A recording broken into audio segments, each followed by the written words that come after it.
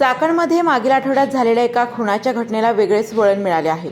हा खून केवळ 2 अल्पवयीन मुलांनी नव्हे तर आणखी 7 ते 8 जणांनी अत्यंत नियोजनपूर्वक केल्याची धक्कादायक बाब समोर आली आहे। या खुनाच्या घटनेत काही व्यावसायिक मंडळींच्या कुटुंबातील मुलांचा समावेश असण्याची बाब समोर आली आहे।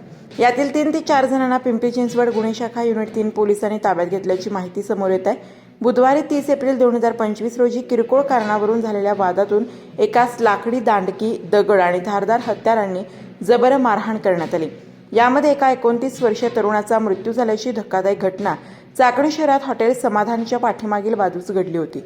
यामध्ये अरविंद रामप्रकाश राजे वय 29 राहणार आंबेठाण रोड, तनुश्री अपार्टमेंट, नवीन गुडलक हॉटेलच्या मागे, चाकण तालुका खेड असे खून झालेल्या तरुणाचे नाव आहे।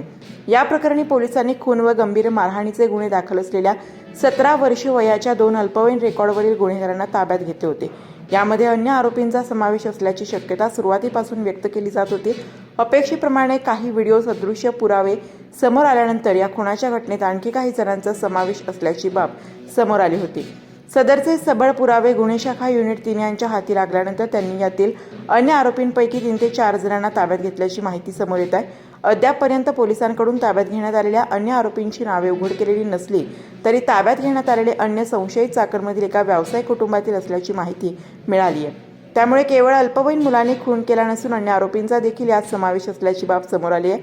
आता यातील आरोपी आणि सूत्रधार यांच्यापर्यंत पोलीस पाळेमुळे खोदणार का, हे पुढील काळात स्पष्ट होणार आहे।